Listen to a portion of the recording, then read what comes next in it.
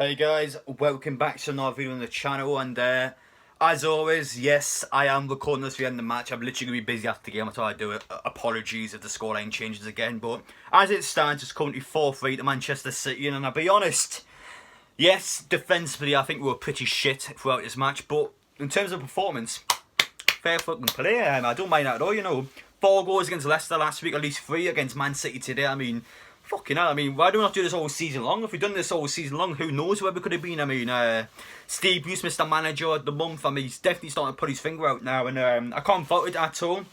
Obviously, Sheffield United next week in front of fans. I've thankfully got a ticket. I've literally bought one of the last ones, so can't wait for that game. And I tell you what, performance I got today in terms of actually getting forward. I mean, yeah, I can't wait for that match. It's going to be very exciting. But as always, guys, if you're new to the channel, check it down and subscribe.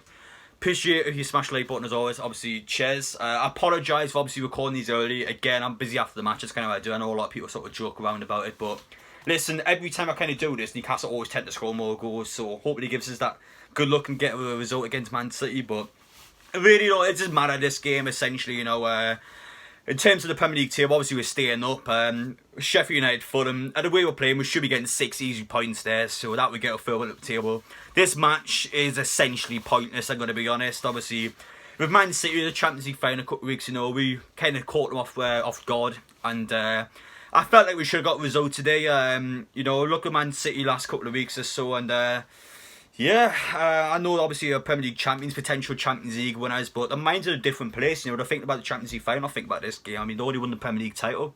And fair play to them, by the way, deserving winners as always, but in a Newcastle point of view, though, we should be taking advantage of them. You know, it's mental saying that because they're literally one of the best teams in world football, but when their heads aren't there, you know, and they've got some of the weaker players, and we should be doing a lot more, but listen, 3 goals, let's not fucking whinge about that. 3 goals, and I mean, let's start talking about them individually. Obviously, Scott Carson goal, the guy's like 50, so the stuff he was playing football had this top one, so seriously though, obviously he made his debut for Man City. Not had the best of times, but to be fair, he could have done nothing about the goals. Emil fucking Kraft scoring the first one, by the way. I can't stand Emil Kraft. I do not think he's a good player, but that was a cracking header, let's be honest. You know, top corner header. Oh, mwah, mwah, mwah, perfection, mate. Absolute perfection.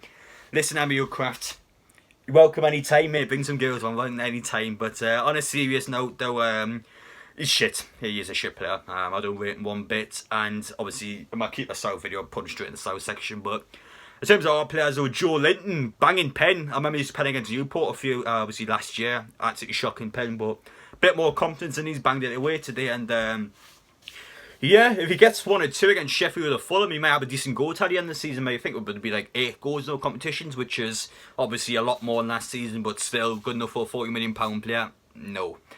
But he is playing a lot better though, so fingers crossed next season he gets something going. And obviously the 3rd goal, Willock missing the pen, scoring the rebound. I mean, listen, Joe Willock, fucking please sign him, please sign him.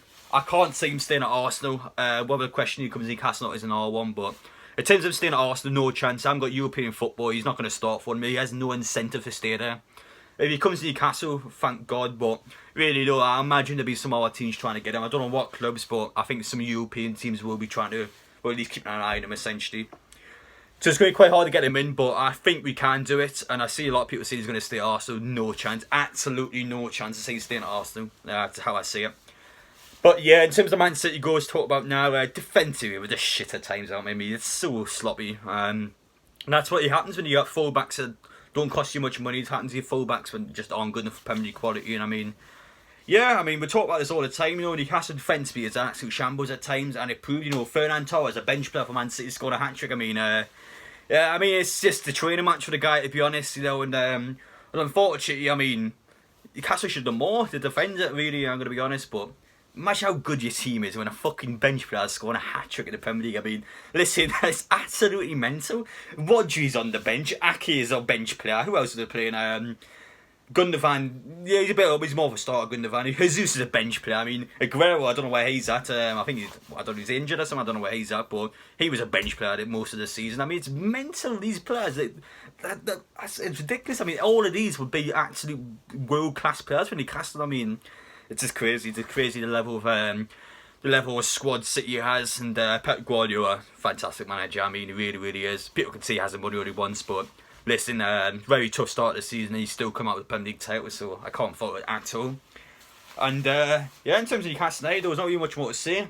Yes, we might have lost the game, but I tell you what, good efforts, and I don't mind that at all. There's sort of losses you can come out and say, listen, oh, you know, we gave it a good go, we scored some nice goals, and it happens, you know, it happens, especially against, you know, a world-class team. But listen, Sheffield United on Wednesday, I can't fucking wait. It's going to be such a good game. But typical, right, 10,000 Newcastle fans there, it's going to be 0-0, innit? It's going to be 0-0. After we put 4 against Leicester, at least 3 against Man City, 0-0 against Sheffield United, it's written in the stars. It's going to happen. It's just going to take the piss out of him.